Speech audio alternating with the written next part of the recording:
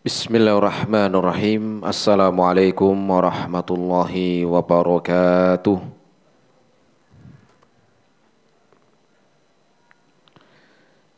Innal hamdalillahi nahmaduhu wa nasta'inuhu wa nastaghfiruh. Wa na'udzu billahi min shururi anfusina was sayyiati a'malina.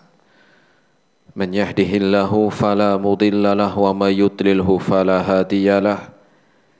Ashhadu an la ilaha illallah wahdahu la syarika lah wa ashhadu anna Muhammadan abduhu wa rasuluh.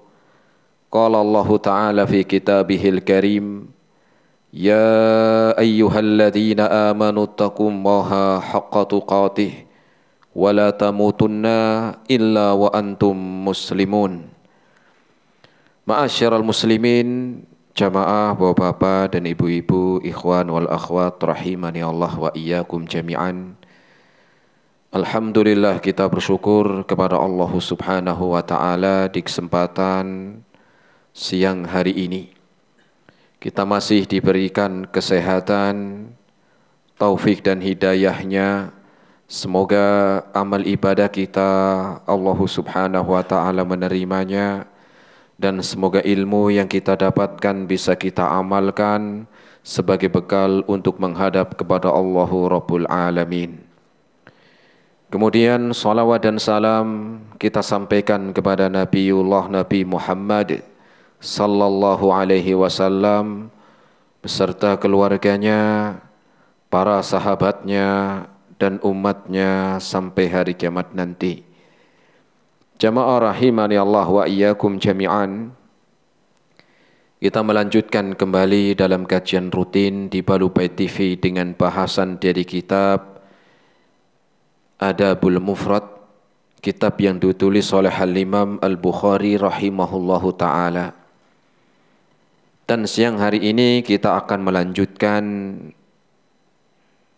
bab yang ke-50, hadis yang ke-90, halaman 114, yaitu bab mencium atau bab yang ke-50, mencium anak-anak kecil. Yaitu bab mencium anak-anak kecil. Orang tua, baik itu bapak ataupun ibu, ketika mencium anaknya, itu bukan hanya sekedar naluri karena kasih sayang. Tetapi di dalam Islam, orang tua yang mencium anaknya atau anak-anaknya itu dianjurkan. Sehingga ketika orang tua melakukan demikian akan mendapatkan pahala. Jadi orang tua baik bapak ataupun ibu yang mencium anak-anaknya, di dalam Islam bukan hanya sekedar naluri karena kasih sayang, tetapi juga di dalam Islam dianjurkan untuk orang tua mencium anaknya. Rasul sallallahu alaihi wasallam juga demikian mengajarkan kepada kita demikian. Padahal Nabi sallallahu alaihi wasallam orang yang memiliki pekerjaan yang sibuk. Rasul memiliki kegiatan-kegiatan yang sangat banyak. Tetapi Rasul telah mempraktekkan kepada kita bahwa Rasul pun mencium anaknya. Atau juga Rasul mencium cucunya. Ya. Nah, bagaimana dengan syariat Islam ini? Sebagaimana tadi disebutkan oleh Al-Imam Al-Bukhari, ketika membawakan bab yang ke-50 adalah bab mencium anak-anak kecil, maknanya orang tua yang mencium anaknya. Nah, kita akan bahas hadisnya, yaitu di sini Imam Bukhari membawakan dalam bab 50 ini ada dua hadis. Hadis yang pertama adalah anjuran dan motivasi untuk mencium anak. Hadis yang kedua nanti kita akan sebutkan praktek Rasul Shallallahu Alaihi Wasallam. Jadi Nabi bukan hanya sekedar menganjurkan, memotivasi, tetapi juga Rasul memberikan praktek dan contoh. Kita baca hadisnya. Hadis yang hadis yang ke-90. Hadis yang ke-90 tentang mencium anak-anak. Tadi kita sudah sebutkan di awal bahwa di dalam Islam orang tua yang mencium anak itu bukan cuman sekedar naluri kasih sayang. Di dalam Islam juga dianjurkan, diperintahkan. Ini menunjukkan pahala yang telah diberikan, disiapkan bagi orang tua yang demikian. Kita lihat hadisnya. An Aisyah radhiyallahu taala anha, dari Aisyah radhiyallahu taala anha. Jaa a'rabiyyun ila Nabi sallallahu alaihi wasallam faqala. Pernah ada seorang Arab Badui. Orang Arab Badui. Orang Arab Badui ini orang yang Arab yang tinggal di pelosok-pelosok, di gurun-gurun. Ya, dia tinggalnya jauh dari perkotaan. Di mana orang Arab Badui ini datang ke Rasul sallallahu alaihi wasallam dan mengatakan, atuqabbiluna sibyanakum fama nuqabbiluhum. Apakah kalian biasa mencium anak-anak kalian? Kami, maksudnya menurut Arab Badui tadi, kami itu kami tidak mencium anak-anak kami. Ya. Kebiasaan kami itu, mungkin karena lingkungannya juga bisa, kebiasaan kami itu nggak pernah nyium anak. Lalu kalau kalian gimana? Ya mungkin dia tidak mencium anak, ya mungkin ada sebab-sebabnya, mungkin karena lingkungannya yang kurang mendukung. Atau mungkin dianggap kalau nyium anak itu seakan-akan harga dirinya jatuh. Atau mungkin kalau orang tua bapak nyium anak itu kayak misalnya kehormatannya berkurang, wibawanya berkurang. Apalagi di luar dihormati, punya bawahan, sehingga ketika mencium anak itu seakan-akan harga dirinya jatuh. Maka Rasul sallallahu alaihi wasallam menjawab, faqala awa amliku laka an naza'allahu min qalbika rahmah.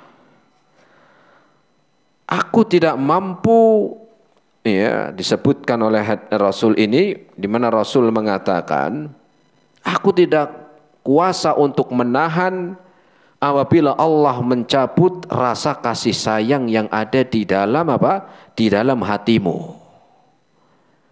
Hadis riwayat Imam Al-Bukhari. Apa artinya? Maknanya adalah sebagai fitrah manusia. Tabiat manusia bahwa namanya orang tua itu sayang ke anak. Ini sudah kita bahas di pertemuan sebelumnya. Ibu adalah orang yang penuh kasih sayang. Karena sebagai tabiat manusia itu sayang kepada anak. Itu sudah Allah tumbuhkan sifat sayang yang Allah tumbuhkan di dalam diri seseorang untuk sayang kepada anaknya. Jangankan manusia, hewan pun demikian. Allah tumbuhkan sifat sayang kepada anaknya. Seganas-ganasnya singa, dia tidak akan menerkam anaknya. Sengering-ngerinya buaya, lapar, dia nggak makan anaknya. Artinya apa? Bahwa sifat sayang ini ada di dalam diri seorang yang memiliki anak. Sehingga dalam hadis ini Rasul menggambarkan bahwa kasih sayang orang tua anak itu untuk ditampakkan. Dengan apa menampakkan seorang tua atau orang tua menampakkan sayang kepada anak? Di antaranya adalah dengan mencium, begitu. Sehingga ketika ada orang tua yang tidak mau mencium anaknya, itu seakan-akan rahmat kasih sayang yang Allah tumbuhkan di dalam hatinya dicabut. Sudah enggak ada rasa sayang lagi ke anak. Ya. Sehingga Rasul mengatakan demikian, siapa yang aku tidak kuasa menahan ketika Allah mengangkat, mencabut sifat sayangmu yang Allah berikan ya di dalam sayang kepada anak. Ya. Sehingga aneh ketika ada orang tua yang tidak sayang dengan anak. Karena apa? Karena orang tua itu Allah berikan sifat, Allah berikan apa? Ya, sifat untuk sayang kepada anak. Sehingga ketika orang tua tidak sayang kepada anak, maka ya disebutkan kata Rasul demikian. Khawatir dicabut. Sehingga kalau orang tua sudah tidak ada sayang lagi ke anak, rasa sayangnya sudah dicabut, sudah. Ya, sudah enggak peduli lagi. Ya, sudah tidak ada kepedulian dengan anaknya. Nah, apa faedah yang bisa kita ambil dari hadis ini? Pertama, bahwa jalan untuk mendapatkan ilmu adalah dengan mendatangi majelis dan bertanya tentang ilmu. Jalan untuk mendapatkan ilmu yang bermanfaat adalah dengan berjalan menuntut ilmu dan bertanya. Dari mana kita ambil tadi? Ja'a a'rabiyun, datang orang Arab. Orang Arab Badui tadi ya datang kepada Nabi. Itulah adab seseorang atau adab seorang muslim di dalam majelis ilmu. Maka ya ada keutamaan di dalam seorang yang datang untuk menuntut ilmu. Sebagaimana orang Arab Badui ini datang ke Rasul untuk bertanya. Maka jalan untuk mendapatkan ilmu adalah kita datang. Walaupun sekarang itu sudah banyak kajian-kajian lewat internet, YouTube, banyak. Tetapi tentunya ada keutamaan yang tidak didapatkan dari orang yang apa? Orang yang belajar menuntut ilmu hanya lewat YouTube. Ya. Satu mungkin dari keseriusannya kurang. Kenapa? Sendirian, ya, nggak fokus. Kalau ngantuk nggak ada yang ngingetin. Siapa yang ngingetin? Lihatnya di HP, ya, belum tentu serius. Diganggu sana sini. Beda ketika datang dari rumah. Kemudian menuju tempat majelis ilmu, Rasul mengatakan dalam hadisnya, man salaka tariqan yaltamisu fihi ilman sahhalallahu lahu bihi tariqan ilal jannah. Barang siapa yang keluar meniti, keluar salaki ini berjalan ya, untuk menuntut ilmu, maka Allah mudahkan jalannya menuju surga. Ya. Jadi dipastikan kalau jenengan tadi dari rumah mau datang ke sini, pengen ikut pengajian, kemudian di jalan meninggal dunia, insya Allah husnul khotimah. Kenapa? Karena mau menuntut ilmu. Mau jamaah husnul khotimah? Mau. Nanti pulangnya mau? Oh enggak. Jangan ya, jangan sekarang. Jadi apa jamaah rahimani Allah wa iyyakum jami'an. Dalam hadis tadi kita diajarkan oleh Nabi bahwa apa? Di antara jalan menuntut ilmu, dapatnya ilmu adalah mendatangi, yang kedua tanya. Ya, bertanya. Ya, kalau ada yang disampaikan nggak paham, tanya nggak apa-apa, ya. Yang berkaitan dengan materi yang disampaikan belum paham, boleh bertanya. Setelah selesai kajian nggak apa-apa, ya. Yang penting satu pertanyaannya apa? Yang sesuai dibutuhkan. Bukan pertanyaan karena ngetes, ya. Bukan pertanyaan yang kurang manfaat. Maka pernah Abdullah bin Abbas ketika ditanya seorang ahli ilmu dari kalangan para sahabat, yaitu Abdullah bin Abbas, ketika ditanya bima adraktal ilma, bagaimana engkau hai Abdullah bin Abbas mendapatkan ilmu yang banyak sehingga engkau menjadi seorang alim dari kalangan para sahabat Nabi? Maka Abdullah bin Abbas mengatakan adraktul ilma bilisanin saul wa qalbin aqul wa badanin ghairu malul. Beliau mengatakan, aku mendapatkan ilmu dengan senantiasa menanyakan sesuatu yang manfaat, dengan hati yang memikirkan, dan dengan badan yang tidak malas. Itu diantara jalan menuntut ilmu. Apa? Pertama, jangan malas, berangkat. Ya, berangkat. Ya. Selama tidak ada halangan, tidak ada udzur, berangkat. Jangan apa? Jangan sampai badan kita malas, karena memang badan ini pengennya ya nyantai, pengennya tiduran. Apalagi siang-siang begini habis sholat Jumat pengennya tidur. Ya. Kemudian setelah apa? Setelah berangkat semangat, kemudian dengan berpikir.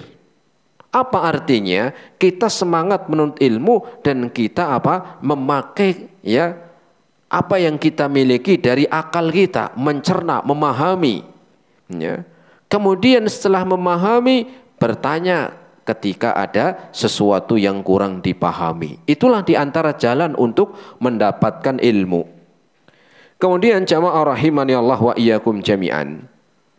Dan pertanyaan-pertanyaan yang disampaikan kepada Rasul bukan hanya saja tentang halal dan haram. Karena ilmu itu luas, bukan cuman yang ditanyakan oleh Arab Badui ini halal dan haram saja. Tetapi Arab Badui ini bertanya tentang apa? Tentang kehidupan sehari-hari, tentang hidup Rasul sallallahu alaihi wasallam. Apakah engkau biasa mencium anak-anak kalian, sedangkan kami itu enggak biasa nyium anak-anak kami? Ya. Nah, ini menunjukkan apa? Akhlak itu sangat penting di dalam Islam. Ya.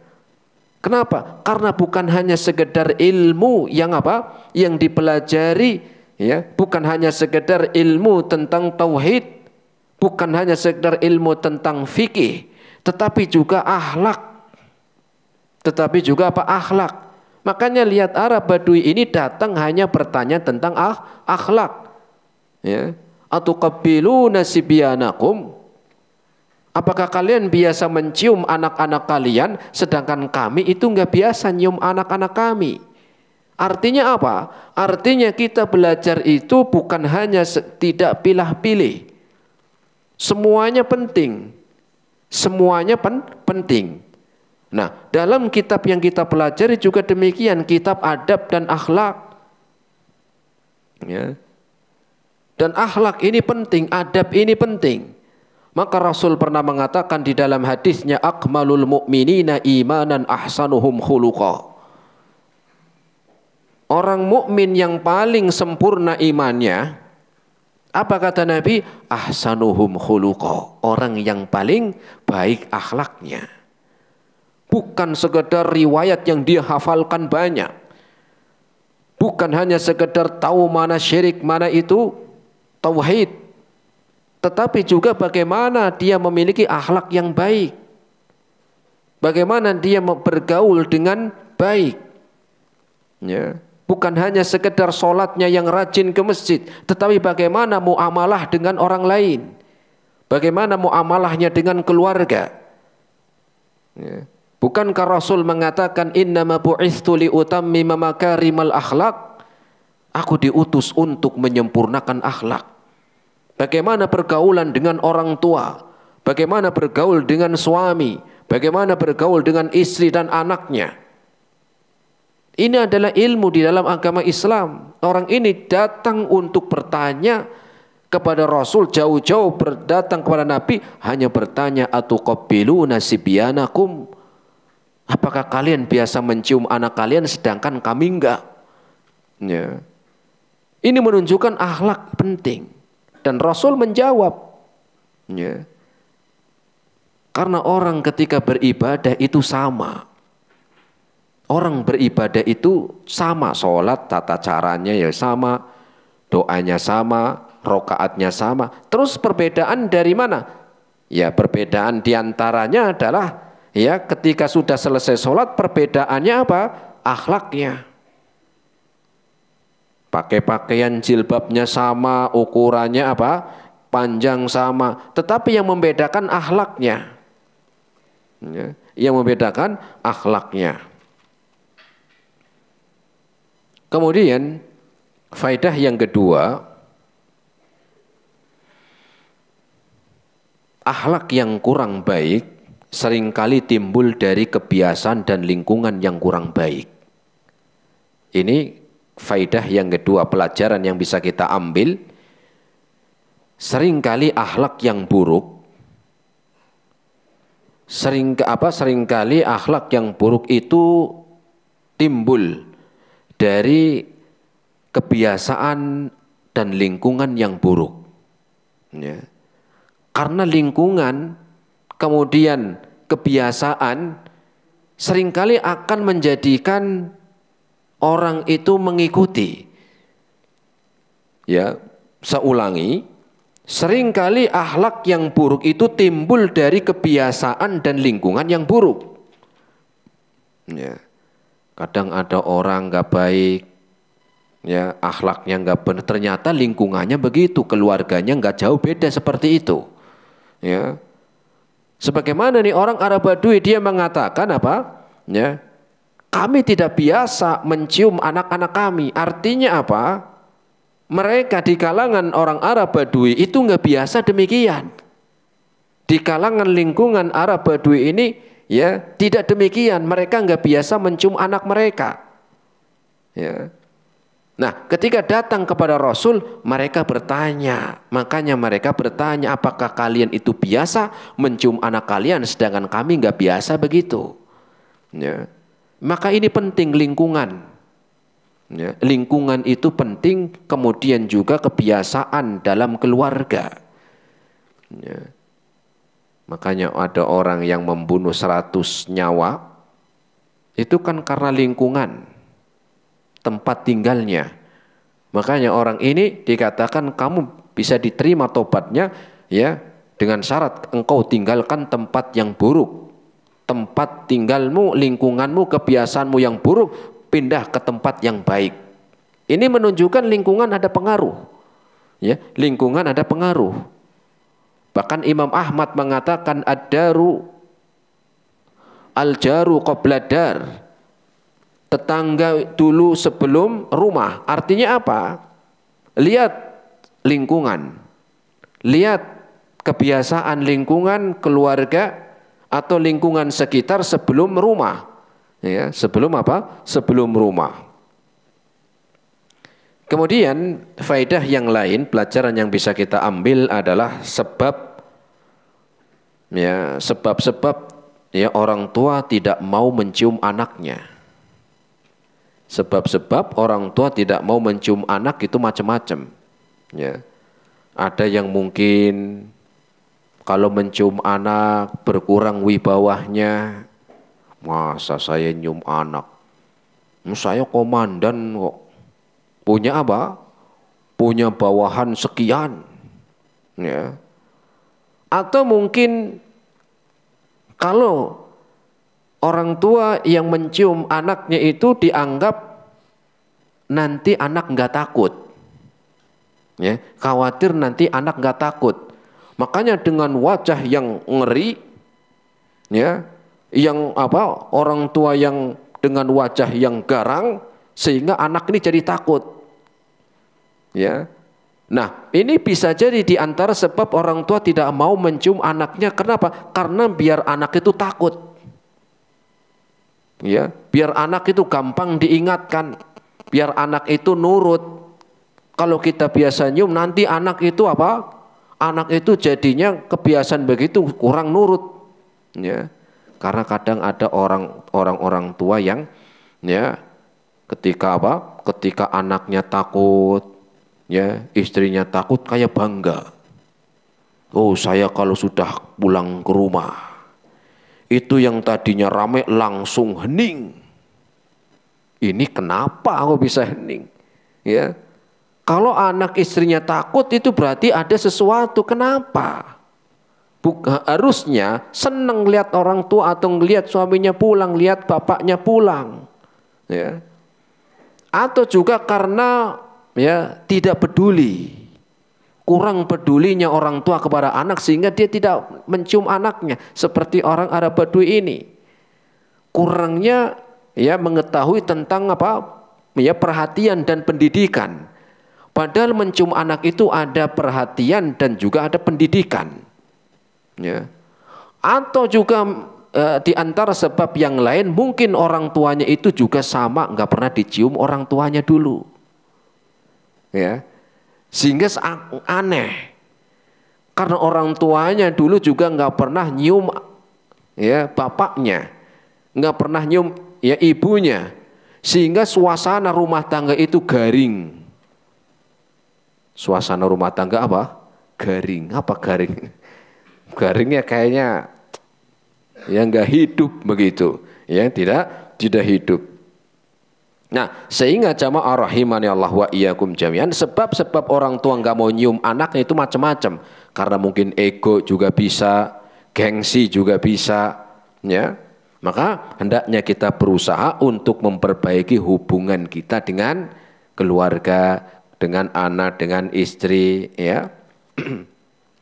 Kenapa demikian? Karena ketika orang tua mencium anak, ya, itu ada efek. Ya, efek lah anak saya sudah gede tat, malu.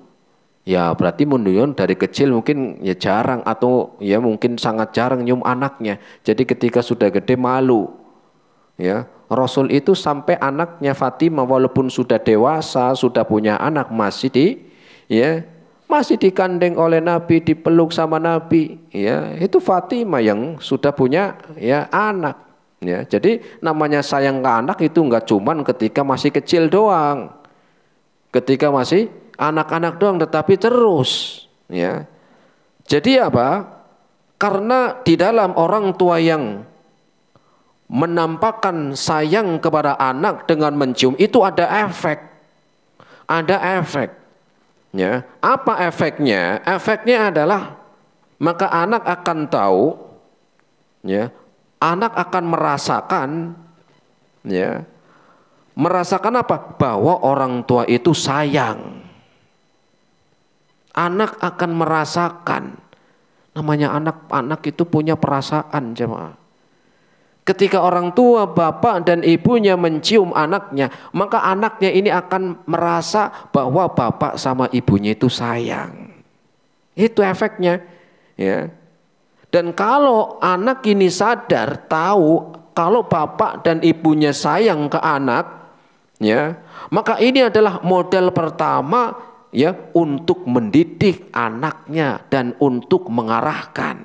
Modal pertama yang harus ditanamkan dulu. Sebelum mengarahkan A, B, C, maka tanamkan dulu agar anak itu merasa bahwa bapak itu sayang. Tanamkan dulu kalau ibu itu sayang. Sehingga ketika telah tertanam pada diri seorang anak bahwa bapak dan ibunya sayang, maka anak ini akan mudah diajari, mudah akan dididik, dan mudah akan taat. Tetapi ketika sebaliknya, ketika orang tua tidak peduli dengan anaknya, orang tua sudah sibuk dengan pekerjaannya, bukan berarti nggak boleh kerja, bukan. Ya, ketika sudah lebih sibuk dengan HP-nya, maka jangan salahkan kalau anak nanti kurang sayang atau juga sama nggak peduli, ya, nggak peduli. Ya. Kemudian di antaranya juga karena orang tua yang mencium anaknya, ya, di antara ya faidah yang lainnya adalah sebagai modal orang tua di dalam mendidik. Jadi mendidik itu ya bukan dengan cara tegas terus, enggak. Ada kalanya juga demikian, ya, ada kalanya dengan mencium anaknya. Ya. Pernah ada yang datang, ya, dia ya cerita, Ustaz, anak saya nggak bisa diatur, Ustaz. Anak saya nggak bisa diatur, seringkali ngelawan, dan sekarang sudah SMA, sudah gedenya sama. Padahal ini orang kaya, ya, dia punya posisi dalam pekerjaannya, ya. Tapi cerita begitu, anak saya ini ya sudah SMA tapi sering lawan, nggak taat, ngeyel, bandel, orang tuanya berani gimana, Tat? Ya, maka mungkin saja anak demikian itu kan karena ada sebab. Gak mungkin tahu-tahu anak itu melakukan demikian ke orang tua. Jadi jangan disalahkan langsung anak ketika anak itu ngelawan orang tua. Anak gak peduli sama orang tua. Anak itu apa? Ya, tidak peduli dengan orang tua karena mungkin orang tuanya dulu sama gak peduli. Orang tuanya tidak apa? Tidak perhatian. Ya. Sehingga tidak aneh ketika anaknya sudah dewasa juga seperti itu. Ya. Jadi jangan langsung mengkambing hitamkan anak. Seringkali orang tua yang juga memulai, bahkan kadang ada anak yang lebih percaya, lebih nurut sama temennya. Ada anak-anak yang lebih nurut sama kakeknya, lebih nurut sama neneknya, ya, lebih nurut sama pamannya, tapi sama orang tuanya sendiri nggak nurut, ya, sama orang tuanya sendiri nggak nurut, ya. Kenapa demikian? Coba introspeksi diri kalau kita jadi orang tua, sama, saya juga sama, ya. Coba kita perbaiki yang kurang di mana. Kenapa anak ini nggak nurut sama saya? Kok bisa nurut banget sama temennya? Kok bisa nurut banget sama neneknya? Kok bisa nurut banget sama mbahnya? Ini saya bapaknya loh. Ini saya ibunya loh. Kenapa? Ini kita harus introspeksi diri. Barangkali mungkin orang tuanya kurang kasih sayang ke anak. Mungkin orang tua apa? Kurang sayang ke anaknya. Ya. Kenapa? Karena kasih sayang orang tua untuk anak itu enggak cuman sekedar dikasih uang jajan, enggak cuman diberi pakaian, enggak cuman kebutuhannya itu dipenuhi, ya, tetapi tidak peduli perasaan anak. Anak itu bukan robot. Kalau robot kan enggak punya perasaan. Anak itu bukan robot, ya. Tapi anak itu manusia yang punya hati dan perasaan. Sehingga kalau kita tidak peduli dengan perasaan anak, walaupun kita sudah ngasih uang keperluannya, uang jajannya, ya, keperluan hariannya, tapi ketika kita tidak peduli dengan perasaannya, maka begitu juga bisa jadi anak nanti ketika sudah dewasa nggak peduli lagi dengan anak karena sebab orang tuanya, ya, orang tuanya yang demikian. Mungkin karena orang tuanya apa? Tadi kurang peduli. Orang tuanya lebih senang ngobrol sama temennya. Orang tuanya lebih senang ketawa ketiwi dengan HP-nya. Tetapi nggak senang tidak ketawa ketiwi dengan anaknya. Ya. Lebih senang dengan temennya, tapi nggak senang dengan anak ngobrol. Bisa tertawa dengan HP-nya, tapi tidak bisa tertawa dengan anaknya. Kenapa? Ya. Bisa asik ngobrol sama, ya, sama orang lain, tetapi tidak bisa asik ngobrol sama anak. Ya. Ya, bisa jadi anak, ya, yang demikian, ya, karena kurang apa? Kurang kasih sayang dari orang tuanya. Maka kita sebagai orang tua jamaah rahimani Allah wa iyyakum jami'an perlu untuk meluapkan cinta kita dan sayang kita kepada mereka, ya. Dengan apa itu? Dengan perbuatan. Perbuatan yang nampak dari sayang kita kepada anak itu, ya, penting untuk ditampakkan, gak cuma disimpan di hati. Kalau tanya sama orang tua, jenengan sayang sama anak, rata-rata senang, sayang, rata-rata sayang ke anak. Tetapi bukti nyatanya apa?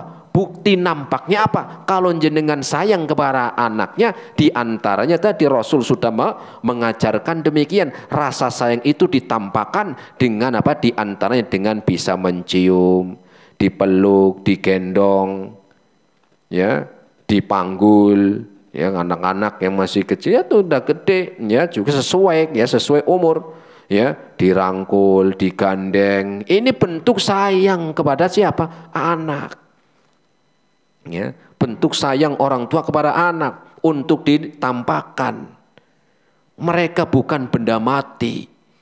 Mereka bukan apa? Benda mati. Mereka makhluk hidup yang Allah ciptakan, punya perasaan. Punya apa? Punya perasaan. Sambil dicium keningnya. Sampaikan, "Le, ibu itu sayang sama kamu." Kalau anaknya laki-laki atau bapaknya yang nyium, sama. "Le, bapak itu sayang sama kamu. Bapak bangga sama kamu. Semoga kamu jadi anak yang soleh." Itu membekas. Ya. Maka jangan langsung menyalahkan anak ketika enggak nurut, ngeyel, ngelawan. Barangkali mungkin orang tuanya dulu tidak peduli. Tidak apa? Tidak peduli dengan anaknya. Nah, kita lanjut hadis yang ke-91.